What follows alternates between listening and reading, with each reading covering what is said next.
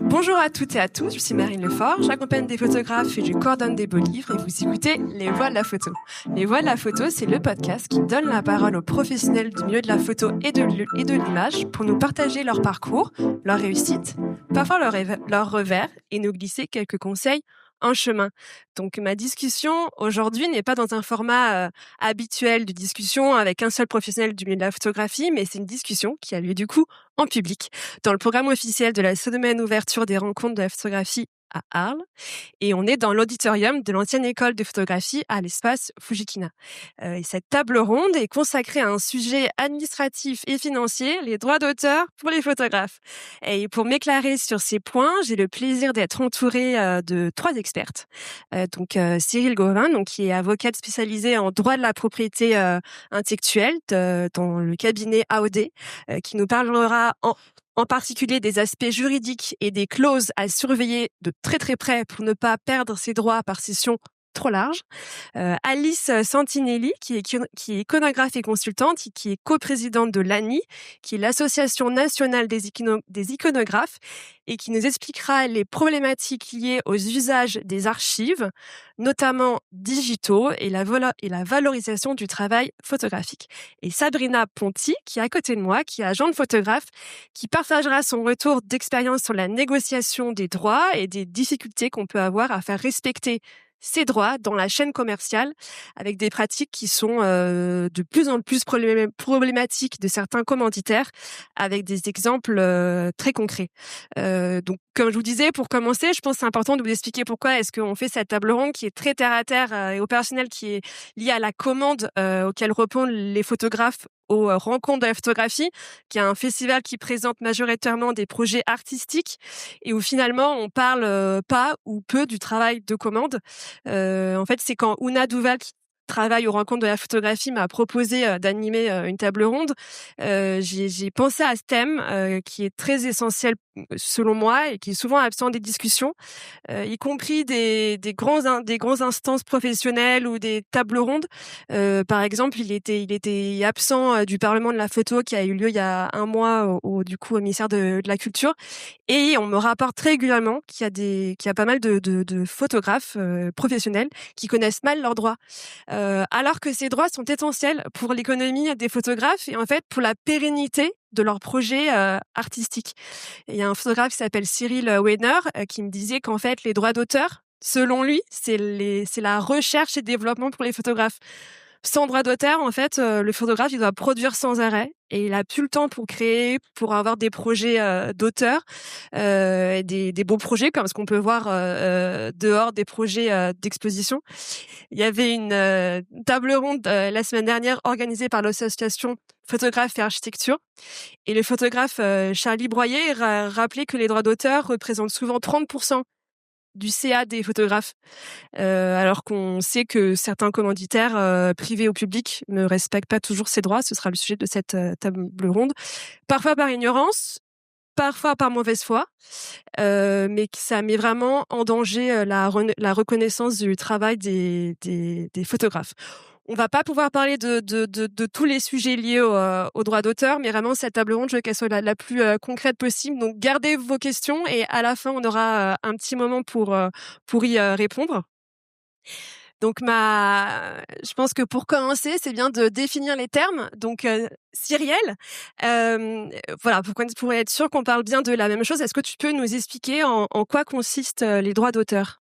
Déjà, bonjour à tous. Merci Marine pour cette invitation. C'est vrai que je suis ravie aussi qu'il y ait cette table ronde parce que au-delà de l'aspect évidemment artistique qui est essentiel à une photo, le droit, en fait, c'est ce qui permet aussi de la valoriser en la protégeant, en la défendant. Donc, c'est vraiment un sujet fondamental. Donc, tout d'abord, c'est vrai que pour parler de droit d'auteur, il faut savoir dans quelle mesure, en fait, le droit d'auteur s'applique. Parce que ça sert à rien d'en parler si finalement les conditions nécessaires à son application n'existent pas. Donc, pour que le droit d'auteur s'applique, il faut une œuvre qui soit matérialisée dans une forme et qui soit original. L'originalité, c'est une question qui est un petit peu difficile à appréhender parce qu'elle est assez conceptuelle. L'originalité en droit est définie par les tribunaux comme l'empreinte de la personnalité d'un auteur. Ça signifie sa patte, en fait, artistique. C'est son empreinte. Donc, si on considère qu'une photo ne porte pas l'empreinte de la personnalité de son auteur, eh bien, pas d'originalité et donc pas de droit d'auteur. Donc, cette question-là est totalement exclue, en fait, du champ des discussions. Donc, il faut vraiment une œuvre, donc une photographie qui soit originale. On en parlait ensemble, le cas d'exclusion quasiment automatique de l'originalité pour une photo, c'est le pack shot, qui va être vraiment en fait une photographie purement descriptive, si je puis dire, de l'objet qu'on prend en photo. Voilà. Donc ça, c'est vraiment la notion essentielle, c'est le droit d'auteur dépend d'une œuvre originale. Une fois qu'on a dit ça, le droit d'auteur s'applique, mais la question est de savoir, quelles sont les prérogatives auxquelles le photographe, a le droit. Et je vais être assez succincte là-dessus, mais c'est quand même important parce que ça va être, le fondement de toute la discussion ensuite. C'est parmi le droit d'auteur, quand vous pouvez bénéficier du droit d'auteur, vous avez donc 2 prérogatives principales, les droits patrimoniaux et les droits moraux. Pour les droits patrimoniaux, c'est ce qu'on appelle des droits économiques parce que c'est ceux qui vont permettre en fait l'exploitation de l'œuvre par son auteur. C'est ce qui va lui permettre de dire j'accepte que mon œuvre soit exploitée ou au contraire j'interdis son exploitation, enfin je ne l'autorise pas. Parmi ces droits-là, vous avez notamment le droit de représentation, le droit de reproduction. Le droit de représentation, c'est notamment la monstration, hein. C'est le fait d'exposer une photo, par exemple. Quand le droit de reproduction, ça va être, par exemple, une photographie reproduite dans un ouvrage ou sur l'affiche des rencontres, par exemple. Voilà. Donc ça, c'est vraiment, ce sont les droits patrimoniaux. Et ce qui est important de savoir, c'est que ce sont ces droits-là que l'on va céder à d'autres personnes pour pouvoir permettre l'exploitation bien de sa photographie. Ils ont une durée limitée dans le temps, toute la vie de l'artiste, plus 70 ans après son décès. Et donc pendant ce temps-là, ce sont les ayants droit du photographe qui vont pouvoir bénéficier de ces droits-là et faire vivre l'exploitation de l'œuvre. Une fois que ces 70 années sont écoulées, eh bien l'œuvre, on dit qu'elle tombe dans le domaine public. Cela signifie que n'importe qui peut exploiter sans autorisation la photographie en question, sous réserve néanmoins de ce qu'on appelle le droit moral et qui est donc la seconde prérogative. Vous vous rappelez, j'ai dit qu'il y avait 2 prérogatives, les droits patrimoniaux et les droits moraux.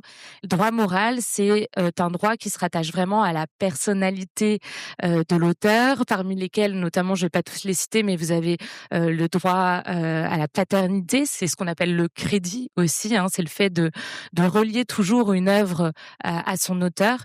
Mais vous avez aussi, par exemple, autre droit important, bien le droit au respect de l'intégrité de l'œuvre, donc respecter tant l'œuvre d'un point de vue physique, ne pas la détériorer, mais aussi d'un point de vue conceptuel, notamment si un photographe ne souhaite pas que son œuvre soit dans une exposition qui porterait des valeurs qui vont à l'encontre ou qui ne sont pas complètement en harmonie avec ce qu'il souhaite. Ces droits-là, pour le coup, sont totalement incessibles, c'est-à-dire que uniquement son auteur peut les exercer et à son décès, en revanche, ça passe selon des règles un peu précises du droit à ses héritiers. Mais c'est pas quelque chose qu'on peut céder dans un contrat, à contrario des droits patrimoniaux. Voilà, et il n'y a pas de durée. Ils peuvent être exercés tant qu'il y a un héritier pour les exercer derrière. Merci Cyrielle. Dans cet échange, on va particulièrement parler de la reproduction de photographies. C'est vrai que là, il y a le droit d'auteur, comme toi tu disais, peut couvrir des expositions, enfin d'autres. Là, cet échange va être principalement sur une image qu'on va produire pour une commande et sa reproduction.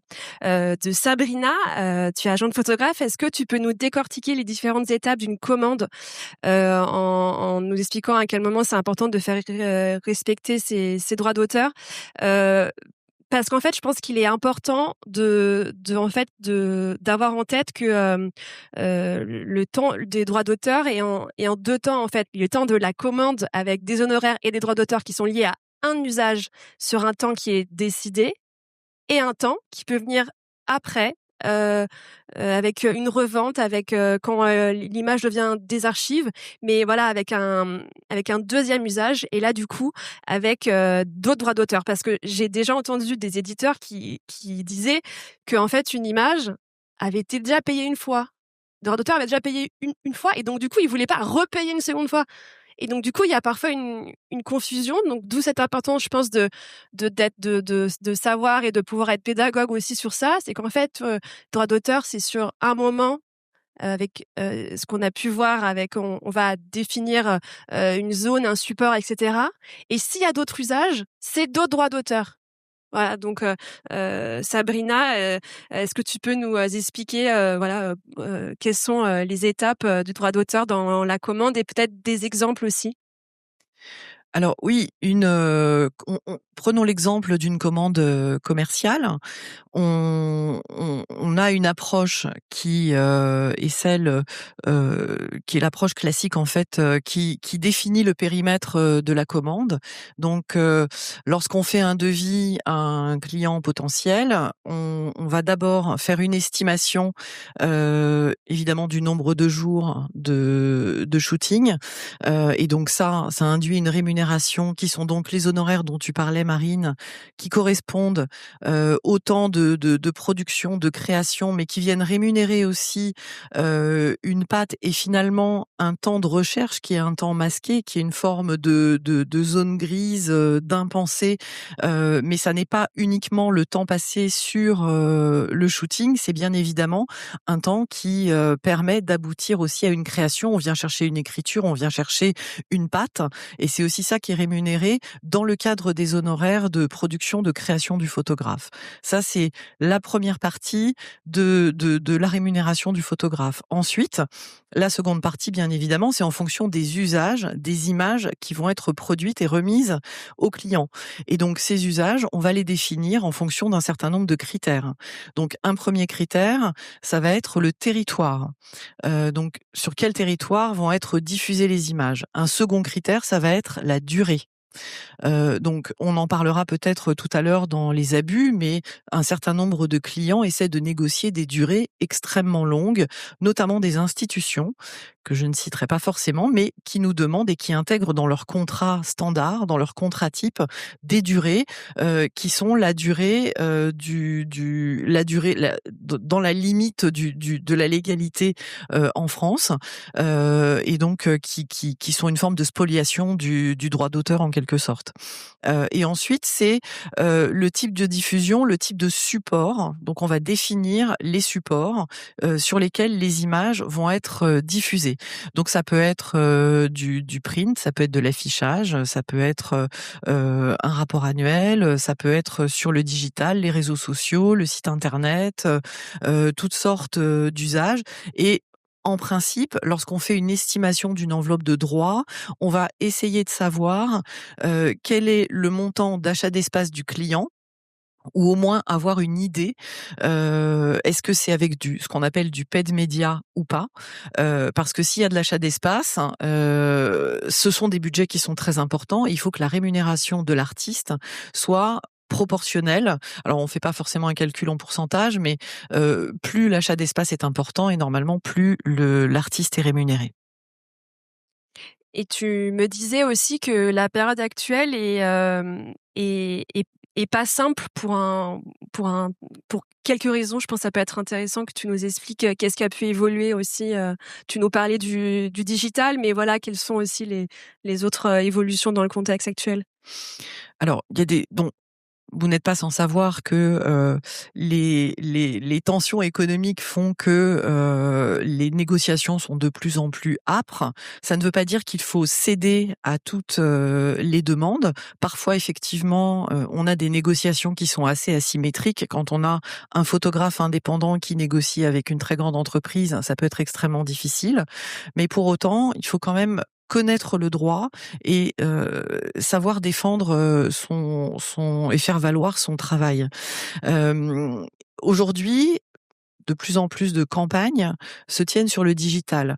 Et on a eu quand même un certain nombre d'arguments de la part de clients d'agences de publicité qui nous avancent que, comme c'est une utilisation digitale, on peut avoir des négociations un peu packagées sur un nombre d'images et on nous demande de produire des images dans des volumes beaucoup plus importants que quand on était uniquement sur des campagnes print, bien évidemment. Parce que ce sont des images qui vont avoir une durée de vie extrêmement faible, qui vont alimenter ce qu'on appelle du snack content. Donc, on a besoin de contenu et de plus en plus de contenu avec des flux dans tous les sens.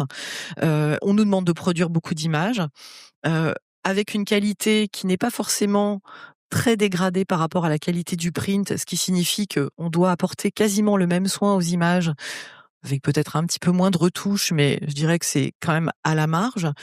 Et donc, on nous demande de faire des forfaits.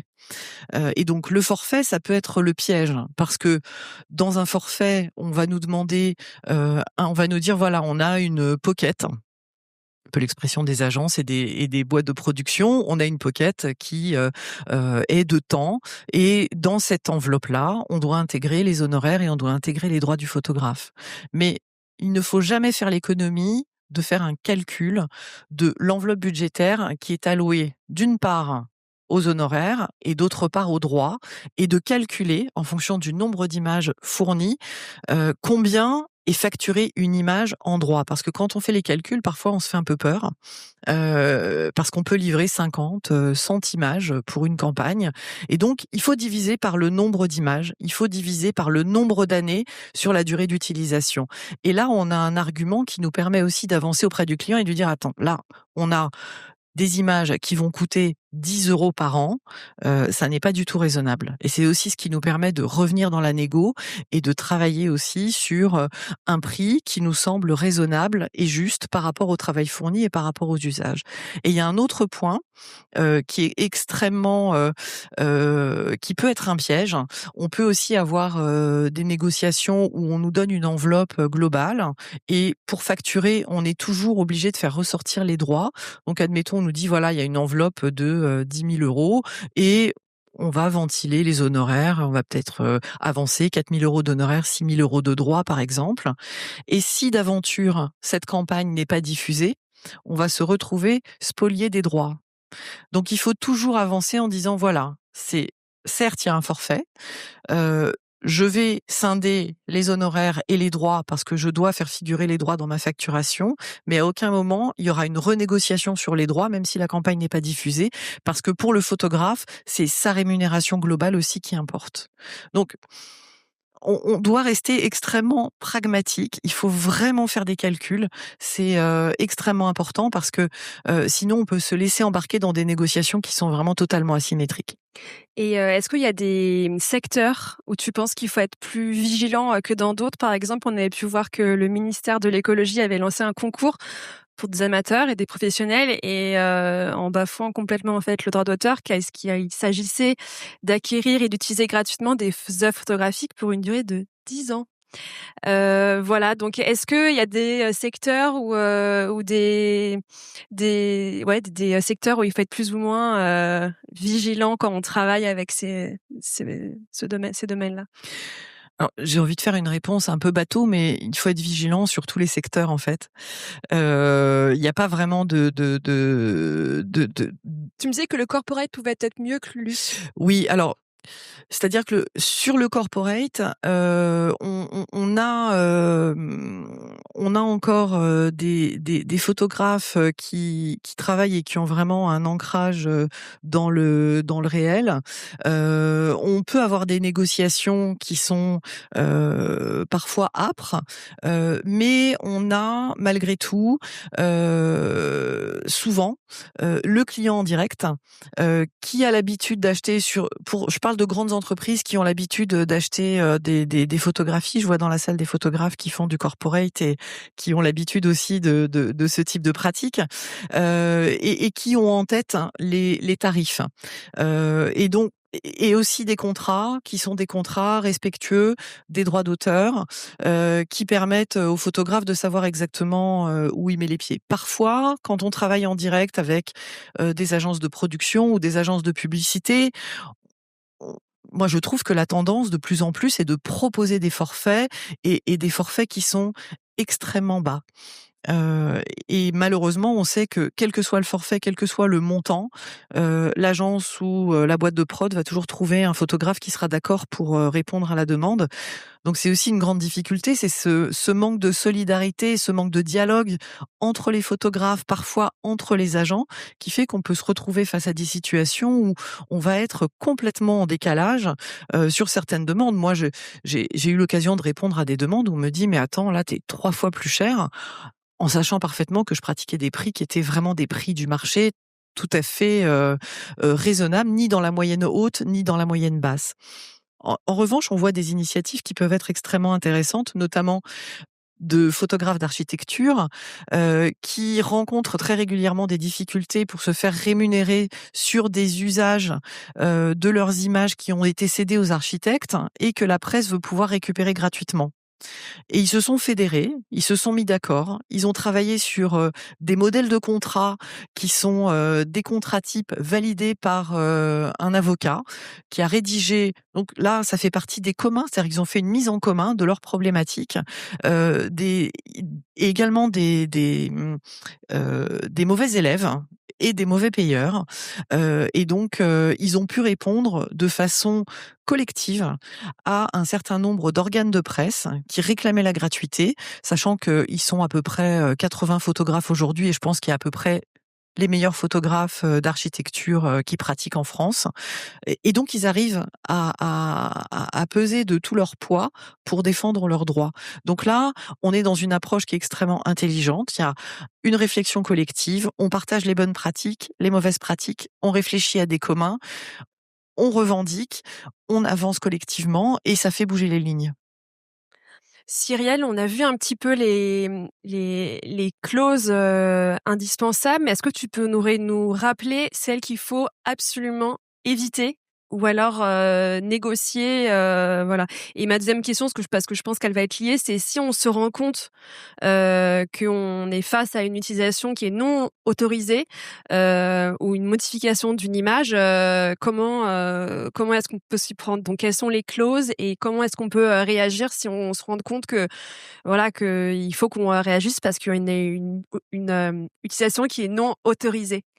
Sur ta première question, déjà, je voudrais revenir sur ce que disait Sabrina sur l'étendue de la négociation, que ce soit le territoire, la durée, la destination de l'exploitation, parce qu'en réalité, ce sont donc des éléments propres, nécessaires à la négociation de la rémunération. Mais ce qui est intéressant, c'est que ce sont des éléments qui sont nécessaires d'un point de vue légal. C'est-à-dire que si jamais, en fait, vous n'avez pas une clause ou un contrat qui prévoit expressément en fait les modalités d'exploitation de l'œuvre, donc notamment le territoire, la durée, les supports, la destination. Vous avez même aussi ce qu'on appelle l'exclusivité, parce que parfois c'est un élément qui peut être nécessaire. Parfois c'est totalement superficiel, mais comme ils veulent s'attribuer tous les droits, ils le rajoutent également. Ces modalités-là, en fait, ce sont des modalités qui sont nécessaires d'un point de vue légal. S'il n'y a pas de cession express avec une précision dans ces clauses-là, finalement, l'autorisation peut être remise en cause. Donc ça, c'est vraiment important. C'est-à-dire que finalement, tout ce qui est aspect pratique, négociation, rémunération, et qui est très important pour le photographe, ça a un lien avec le droit. Donc c'est pour ça que connaître son droit est très important dans le cadre des négociations. Donc une fois qu'on a dit ça, en effet, vous regardez ces clauses-là. Alors soit ça va être vraiment un contrat qui va être très détaillé de licence ou de cession de droits d'auteur, soit ça va faire partie d'un contrat plus global de commande à l'intérieur duquel vous aurez une clause de propriété intellectuelle, droit d'auteur. Et donc ce qu'il faut vérifier, c'est qu'en effet cette clause, ce contrat ne soit pas trop large, parce qu'en fait il peut être précis et large, c'est pas antinomique. C'est-à-dire que vous pouvez avoir avoir quelque chose d'extrêmement précis, mais qui prévoit en fait une exploitation du travail du photographe absolument, comment dire, totalement exhaustive.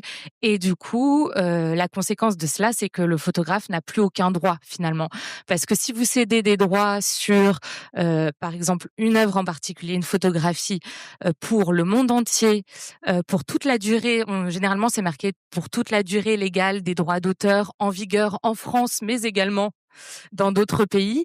Si vous avez ça, si vous avez à titre exclusif, si vous avez tout destination, tout support, finalement, bon, enfin, vous avez compris, il faut surtout pas signer ce contrat en l'état, ou alors négocier une rémunération avec beaucoup de zéros, parce que, comme tu disais, in fine, en fait, c'est comme si vous vendez quelque chose, vous vous en dépossédez totalement.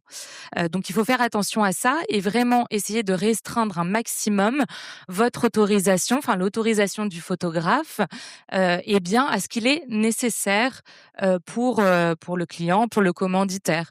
Donc, si 6 mois sont nécessaires, c'est 6 mois. Si c'est juste en France, c'est juste en France.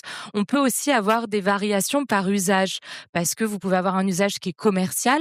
Donc là, vous allez décider que ça va être pour 6 mois ou 1 an, et puis avec une rémunération en conséquence. Mais souvent, il y a des entreprises qui aiment bien, ou des institutions, avoir des droits aussi à des fins d'archivage. Bon, là, on peut comprendre si c'est pas fait à titre exclusif, et si il y a une rémunération aussi, quand même, que la partie archivage pour la structure puisse avoir une durée plus étendue que 6 mois ou 1 an. Donc on peut aussi réfléchir, tout n'est pas, comment dire, rigide en fait. Vous pouvez vraiment, faire moduler, l'autorisation, et ses différentes modalités en fonction de, l'usage, réel, et ce qui va permettre du coup au photographe de dire: «Bah, déjà je reste titulaire, de toute une partie de mes droits, ou alors après 5 ans, je les récupère dans tous les cas, ou alors pour tel et tel usage, par exemple un usage non commercial, je reste titulaire de mes droits». Donc voilà, c'est ces choses-là qui sont importantes. Évidemment, tout ce qui est clause d'exclusivité, il faut être extrêmement prudent. Si c'est une commande particulière pour un commanditaire spécifique, on peut comprendre qu'il ait pas envie que quelqu'un d'autre l'utilise, mais il faut que quand même, en principe, le photographe puisse à minima le mettre dans son portfolio, sur son compte Instagram, parce que ça aussi, on voit très souvent, pas de mention du nom du photographe, à titre totalement exclusif, donc pas de possibilité pour le photographe de communiquer sur son travail, ce qui est quand même, voilà, un peu compliqué. On peut comprendre qu'une grande campagne publicitaire, il y ait pas forcément le nom du photographe, ça c'est un peu une pratique assez courante. En revanche, qu'il ne puisse pas le mettre dans son portfolio, là, il y a quand même des limites. Donc voilà, ça ce sont les petits points auxquels il faut faire attention, et qui servent, comme tu le disais, à négocier une rémunération. Ce que tu disais aussi sur le fait d'éviter ce forfait global où on nous donne une enveloppe, on dit: «Bah, ça c'est pour ta prestation et les droits d'auteur». Essayer aussi pareil, par type d'exploitation ou par support, voilà, est-ce qu'il va y avoir une reproduction sur une affiche? Est-ce qu'il va y avoir une reproduction dans un ouvrage ou dans un catalogue d'exposition? Et ensuite, en fait, ça va permettre de sectoriser, de fragmenter aussi la rémunération et de négocier potentiellement une rémunération plus importante, en montrant que si on divise par le nombre de photos, par le nombre d'exploitations, il y a peut-être 5 € de droits d'auteur par exploitation, et ce qui est totalement risible. Donc voilà, ça, c'est intéressant de penser à le faire. Et dernier point sur cette première question, c'est également, le contrat peut prendre d'autres formes qu'un contrat, tel qu'on l'entend, c'est-à-dire avec une en-tête. Les parties, ça peut être, si on n'a pas la possibilité d'avoir un contrat qui est bien fait, avec un juriste, avec un avocat, ou à l'aide d'un agent qui connaît les droits d'auteur et qui revoit ce contrat, ce qu'il faut penser à faire dans ce cas-là, c'est, mentionner sur son devis, par exemple, l'exploitation situation qui va être envisagée, parce que en fait, à partir du moment où ce devis va être accepté, ça vaut contrat, en fait. Donc voilà, si à défaut d'avoir un vrai contrat en bonne et due forme, un devis, accepté, bon pour accord, fera office, évidemment de contrat. Donc ça, c'était sur la 1re question et ensuite, alors évidemment, quand on se rend compte, qu'il y a une exploitation non autorisée. Alors une exploitation non autorisée, ça peut être 2 types, de situations. Soit on n'a jamais donné, de droit, on n'a jamais donné son autorisation pour l'exploitation. Ça, c'est une première situation.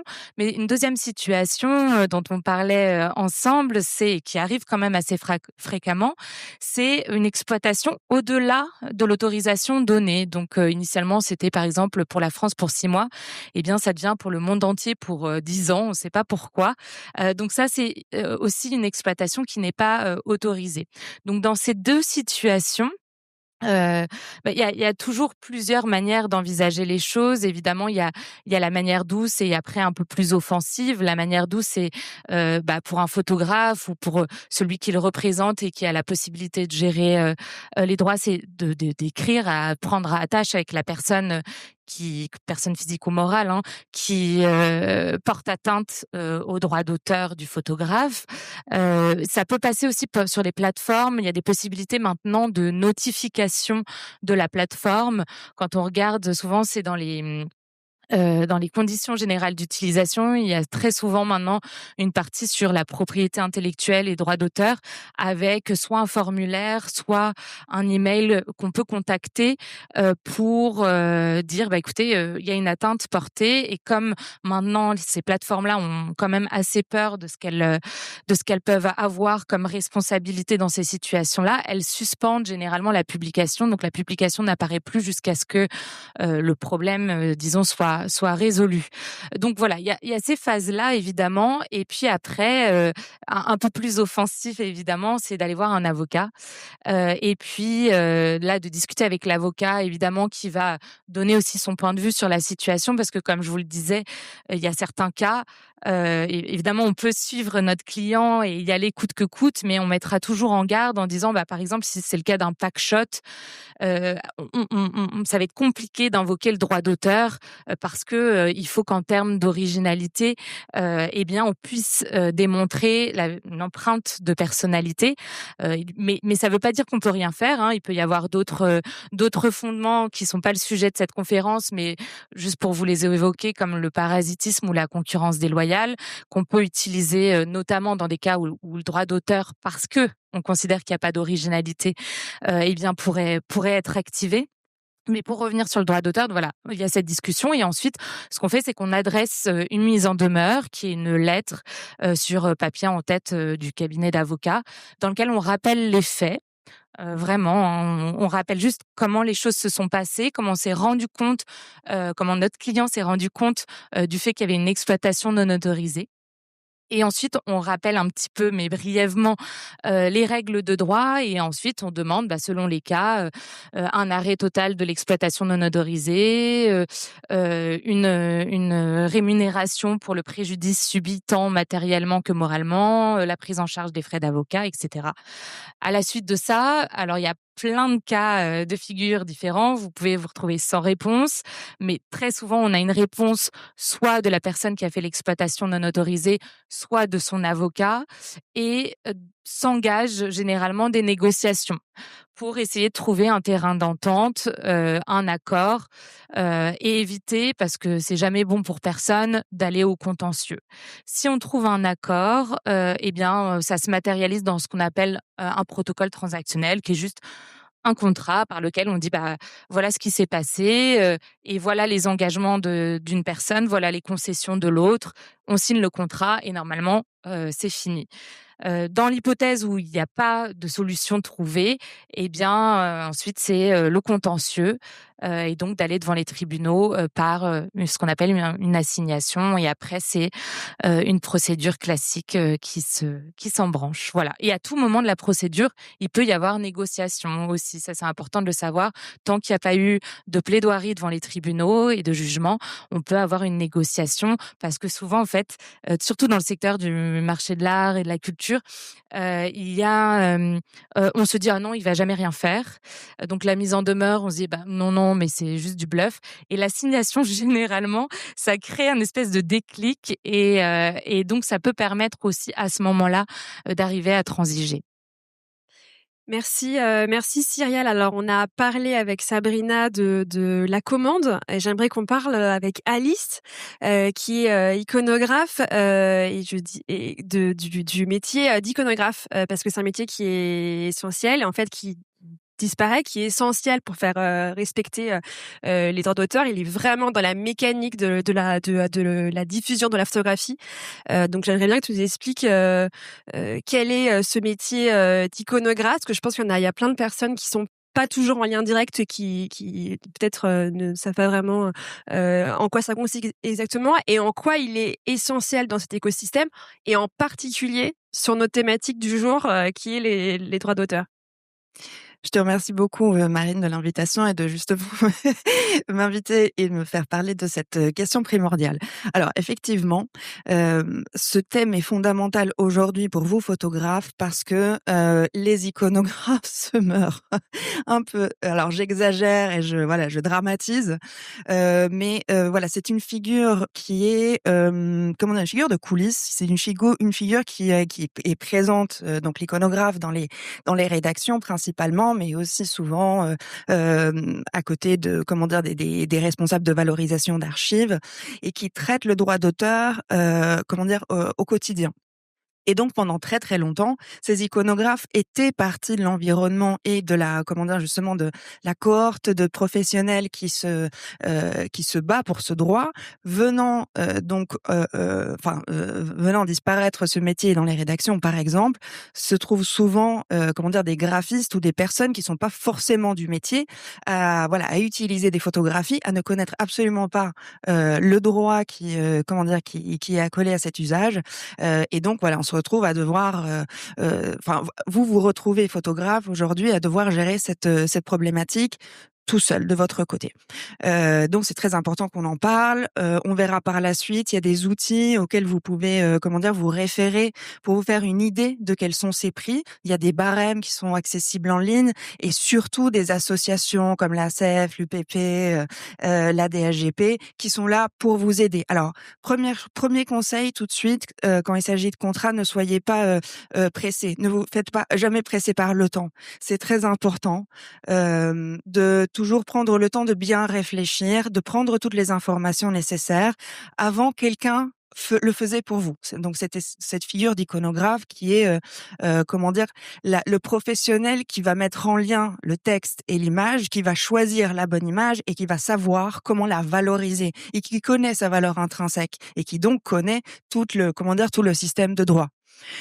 Aujourd'hui, venant manquer cette figure professionnelle, c'est à vous de la défendre. Et donc, pour savoir comment vous défendre, à vous aussi de vous informer sur quels sont les tarifs en vigueur, et surtout pour avoir une base de réflexion à partir de ça. Mais cependant, n'hésitez pas à vous rapprocher des professionnels qui sont quand même toujours à votre disposition pour vous aider. Alors, en tant qu'iconographe, on est souvent confronté justement à des négociations, à des histoires de forfait de la même manière. Et dans mon cas de figure spécifique, j'ai en charge la valorisation d'archives. Et donc, de ce fait, on traite énormément le sujet du droit moral. Parce que quand un photographe n'est plus en vie, le droit moral est une interprétation de celle qui aurait été ses volontés. Il y a bien évidemment les ayants droit qui n'ont pas toujours forcément connu le photographe. Donc là aussi, c'est une traduction d'une envie. Mais c'est très important, de valoriser cet aspect aspects. Donc, en tant qu'iconographe, on est obligé de, protéger cette dimension. On est, voilà, un peu les dépositaires de cette fonction. Alors, je vais vous raconter une anecdote juste pour alléger ce sujet qui est quand même toujours très intéressant, mais voilà, légal et fiscal. Alors, attendez, ça m'arrive quand je m'enthousiasme. Je sais pas si vous vous rappelez, en 2017, il y a eu cette histoire de, il y a eu pour une année événement du Festival de Cannes, une photographie de l'Archivio Camera Foto Epoche de Venise a été utilisée. C'était une photographie de Claudia Cardinale qui danse sur les toits de Rome en 1963, qui fait partie d'un triptyque. Donc, et cette photographie appartient à ses archives, photographie magnifique. Et pour le Festival de Cannes, elle a été retouchée. Donc ses jambes ont été affinées, son buste a été affiné. Donc c'est une photographie d'archives, je le rappelle, qui a subi un traitement beauty. Donc ça déjà, c'est violent pour les professionnels. Ça déjà, ça fait bondir. Mais aussi cette idée d'associer une figure féminine, un imaginaire collectif de figure féminine à une image qui n'était pas celle de l'époque, c'est pour moi ça contrevient justement à ce droit moral. C'est-à-dire que le photographe à l'époque ne s'était pas du tout posé la question de mettre en valeur un corps. Il s'était posé la question de valoriser une personnalité. Et donc toucher à ça peut, en quelque sorte, poser la question du droit moral. Et alors cet exemple, je vous l'ai fait parce que le droit moral est souvent un peu, fumeux et difficile à concevoir. Et c'est vraiment sur ça que, par exemple, en valorisation d'archives, on travaille énormément. Donc en valorisation d'archives, qu'est-ce qu'on fait? On va travailler la matière d'un photographe qui est la plupart du temps décédé.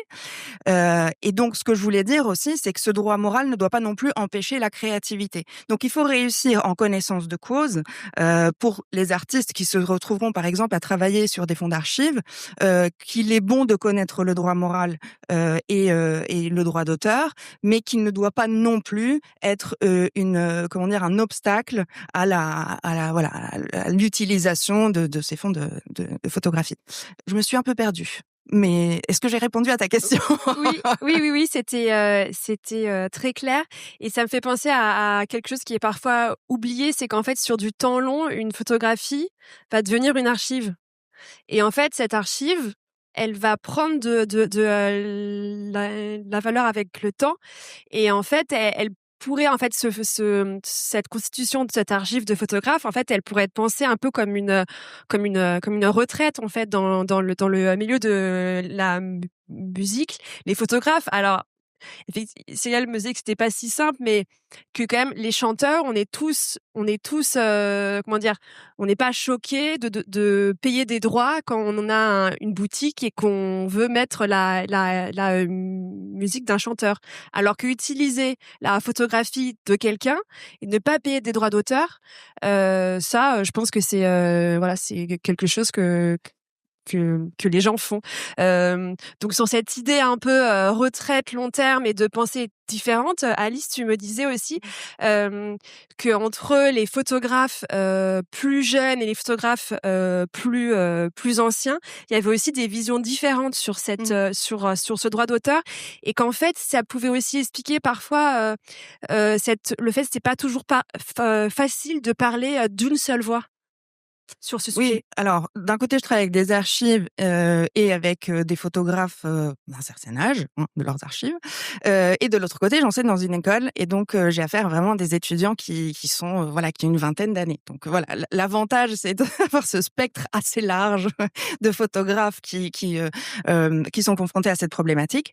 Si d'un côté, les photographes, d'il y a une trentaine d'années étaient soutenus justement par ces figures telles qu'iconographes et ainsi de suite, et on avait aussi une matérialité de l'image qui faisait qu'on vendait quelque chose de concret, on était dans quelque chose qui était beaucoup plus immédiat et plus évident.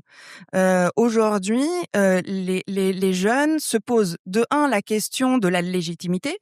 D'où l'importance justement de se référer à ces barèmes pour qu'ils puissent déjà avoir, jeunes, une idée de la valeur intrinsèque de leur travail qui n'est pas uniquement le moment de la prise de vue, mais qui est toute une économie qu'il faut prendre en considération de la vie de photographe et de la profession de photographe. Donc on en parlait, ce n'est pas non plus se référer à la valeur ou au prix intrinsèque d'une image, mais c'est de se dire, j'ai une économie de vie, tout ça doit rentrer en compte. Donc, et surtout, voilà, qu'est-ce qui me restera de 50 € que j'ai vendu mon image, il me restera pas grand-chose. Donc tout ça, très important. Les jeunes, à plus forte raison, se sont un peu perdus. Et aussi, pour les jeunes photographes, la problématique principalement, c'est qu'il y a aujourd'hui un autre mode de rémunération très en vogue, qui est la visibilité. Voilà, mais qui n'est pas encore accepté pour payer des loyers, ce qui fait que il faut faire vraiment très très attention. Alors on avait parlé de cas de figure exceptionnels, et notamment dans le monde de la mode et donc les éditoriaux, mais sinon en règle générale, si une publication est vendue, il n'y a pas de raison que les photographies à l'intérieur ne soient pas payées. Et dit comme ça tombe sous le sens. Mais quand le photographe se trouve dans la situation de devoir réclamer des droits, et ben c'est beaucoup plus compliqué parce que, comme on disait, il y avait aussi cette sensation de de déséquilibre et de forces qui sont pas exactement les mêmes. Donc voilà, c'était un peu l'écart entre les deux cas de figure. Le temps file et j'aimerais bien qu'on ait un petit temps si vous avez des questions. Mais ma dernière question pour toutes les trois, c'était quels sont les conseils pratiques. Donc Alice, tu as parlé des barèmes. Je pense que c'est le moment où tu peux dire un petit peu si tu as des sources. Quels sont vos conseils pour un photographe qui se demande comment protéger ses droits de la façon la plus concrète. Alors on a donné un peu des conseils, on a parlé de choses, mais voilà, est-ce qu'il y aurait des éléments ou des sources sur lesquelles avoir des informations? Et après, je vous donnerai la parole pour les dernières minutes. Dans notre milieu, enfin dans mon milieu, je me réfère souvent au barème de la DGP. Et après, chaque milieu de photographe a quand même, des barèmes bien spécifiques, la photographie de presse. Entourez-vous, et là je vous parle à vous photographes, du milieu qui vous correspond et faites réseau. Ne restez pas seul. Ça c'est vraiment un cri du cœur que je lance. C'est fondamental. Vous êtes tellement plus forts ensemble, et c'est ce qu'on disait par rapport aux architectes. C'est exactement ça. Donc faites valoir vos droits qui existent, qui sont notés noir sur blanc. Vous ne volez personne. C'est plutôt l'inverse. Donc voilà. Non, je suis d'accord avec ce que tu viens de dire, et puis aussi ce que tu mentionnais qui est extrêmement important, de prendre le temps de lire le contrat qu'il nous envoie. C'est parce que parfois il y a pas de contrat du tout, donc faire valoir vos droits et demander la partie négocier cette partie droit d'auteur au-delà de l'intervention, de la prestation en tant que telle, du temps de réflexion dont on parlait, c'est deux choses vraiment distinctes. Donc faites-le valoir, ça c'est la première chose. Et si jamais on vous fournit directement un contrat, alors on va souvent vous l'envoyer quand le projet est fini, quand où c'est urgent. Oui, ça arrive tout le temps malheureusement. Déjà les urgences, tout est relatif, hein. Enfin, est-ce que c'est une vraie urgence?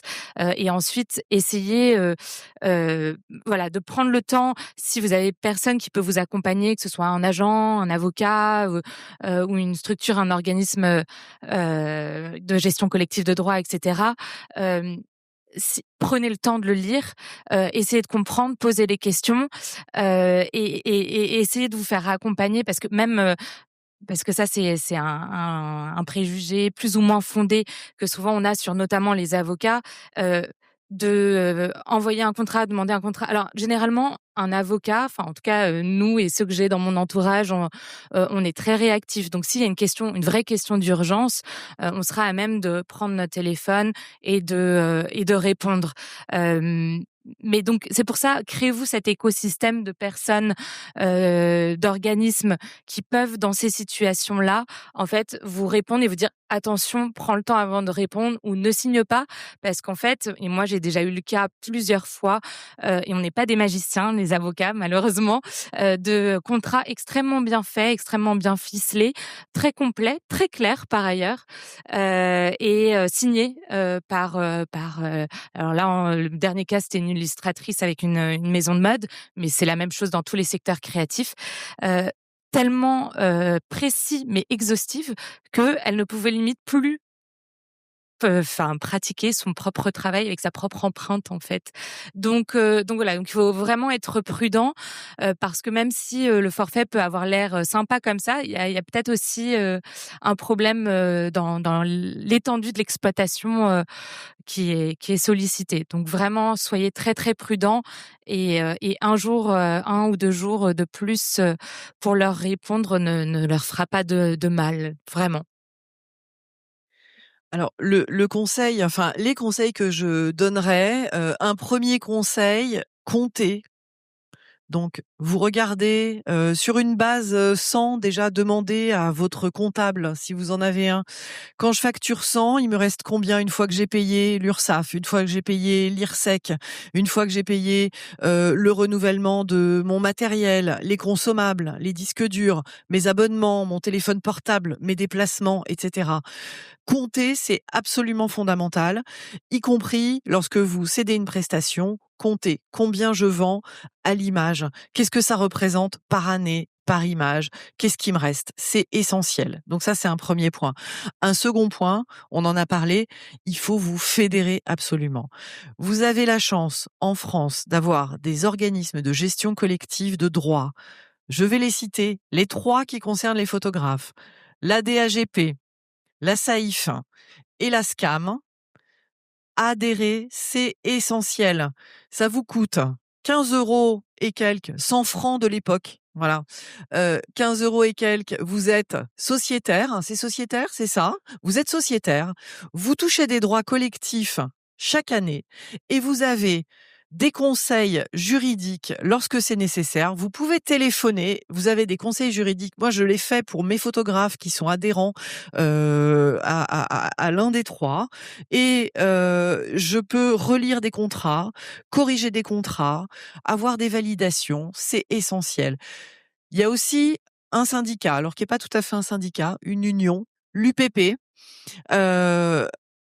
Regardez ce que fait l'UPP pour défendre les photographes. C'est essentiel également. Et ça vous donne aussi de multiples occasions, lorsque vous adhérez à des OGC notamment, de bénéficier de l'action culturelle. Donc vous pouvez avoir des bourses, des aides pour digitaliser votre fonds. Vous pouvez participer à des conférences, avoir des conseils. C'est vraiment essentiel. Ne passez pas à côté de ces opportunités-là parce que vraiment, il y a rien de caché en fait quand on adhère à un OGC. On a des avantages et ils sont là pour défendre vos droits et redistribuer les droits collectifs. Donc ça serait quand même dommage de s'en passer. Ça c'est voilà mon conseil fraîcheur de la journée. Ah oui, je voulais parler du réseau Astre, mais alors ça, c'est un autre cas. En fait, le réseau Astre, c'est un réseau qui s'est constitué en Nouvelle-Aquitaine dans le cadre aussi de programmes mieux diffusés, mieux produire autour de la création.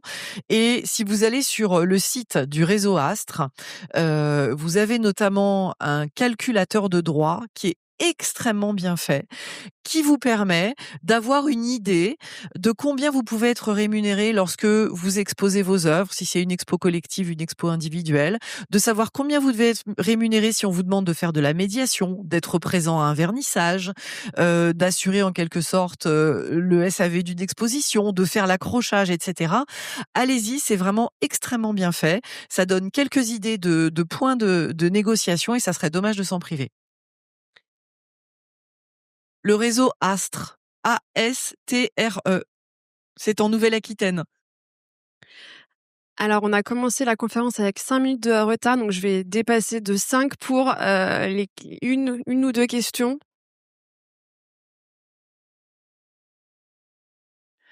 Bonjour, je m'appelle Wélina Huguet, je travaille à la CEF, l'une des sociétés d'auteurs qui a été citée. Et donc je me permettais d'intervenir plus pour apporter quelques compléments parce que effectivement, dans le domaine artistique, les auteurs ont une chance, c'est d'être de pouvoir être représentés par des organismes de gestion collective qui s'inscrivent dans une logique mutualiste, c'est-à-dire que ce sont les outils des auteurs. Ce sont les auteurs qui sont membres du conseil d'administration, qui déterminent la politique de la structure et dont la mission principale et exclusive, à titre non lucratif, est de percevoir des droits collectifs pour eux. Et ce sont des rémunérations complémentaires, c'est-à-dire qu'à partir du moment où un auteur a délivré une autorisation d'exploitation pour diffuser ses œuvres, cette simple diffusion va générer de nouveaux droits. Et en fait, c'est fondamental de le connaître.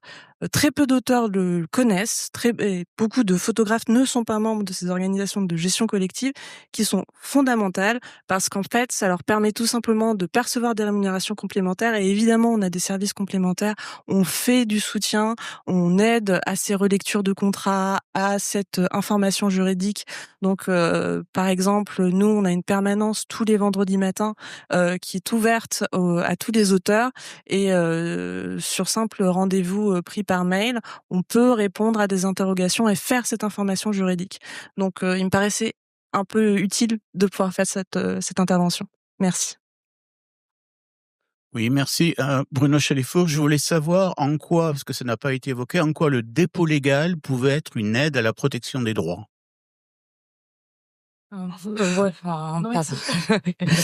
Alors le dépôt légal dans le cadre de la protection des droits, très sincèrement, enfin nous dans le cadre de notre activité, c'est pas du tout quelque chose qu'on traite. On se concentre sur rédiger les contrats, les revoir, les négocier, en cas de litige, d'engager des procédures, de conseiller sur les démarches, mais l'aspect dépôt légal, c'est pas du tout quelque chose qu'on traite. Donc Je dirais qu'intuitivement, ça permet peut-être de savoir qui a la paternité ou la maternité d'une œuvre et donc de faire très facilement la démonstration de l'originalité de l'œuvre et de la paternité de l'œuvre. ce que vous appelez dépôt légal, c'est l'enregistrement en tant que tel de l'œuvre? Ouais, mais alors d'un point de vue, juridique du droit d'auteur, contrairement à d'autres droits de la propriété intellectuelle, c'est pas ce qui va faire naître le droit d'auteur en tant que tel. Donc, heu, pour que le droit d'auteur naisse, il faut qu'il y ait création d'une œuvre qui soit matérialisée dans une forme, c'est-à-dire qu'une idée ne peut pas être protégée au titre du droit d'auteur. Donc matérialisée dans cette œuvre, enfin qu'elle ait une forme, qui peut être numérique, hein, par ailleurs, et qu'elle porte l'empreinte de la personnalité de son auteur, ce qu'on disait l'originalité. Ces 2 éléments-là permettent la création du droit d'auteur sans qu'il y ait de dépôt à effectuer auprès, notamment en France, de l'INPI. Donc ça, c'est la première chose. Ensuite, en effet, il y a la possibilité de faire des dépôts, mais qui sont des dépôts qui n'ont pas une valeur légale en tant que telle du point de vue du droit d'auteur. Ça va être un élément qui va permettre en effet d'acter en fait la date de création et d'une certaine manière aussi d'affilier l'œuvre à un auteur. Encore que Sabrina peut avoir créé une œuvre, une photo, et puis moi je peux voir sa photo et la déposer. Vous voyez que ça ne veut pas dire que je suis auteur, donc il faut se méfier. C'est vraiment juste un élément de preuve en cas de différend qui va permettre d'étayer d'autres preuves que vous aurez pour dire écoutez, déjà vous voyez, j'ai fait un dépôt, donc a priori je suis l'auteur. Et ensuite, notamment dans un conflit avec un autre auteur, par exemple, de dire j'ai été le premier à déposer cette œuvre. Enfin, donc j'ai une preuve de l'antériorité et donc cette œuvre, elle est voilà. À 2 égards, j'ai un élément de preuve supplémentaire. Mais si la photo est pas originale, enfin n'est pas considérée, parce que ça c'est encore une autre question qui est très subjective, donc n'est pas considérée comme originale par les tribunaux, en fait, cet élément du dépôt en tant que tel n'aura absolument aucune incidence. Merci à mes invités et merci à vous d'être venus aujourd'hui pour cette discussion. Bonne fin de journée, bon festival.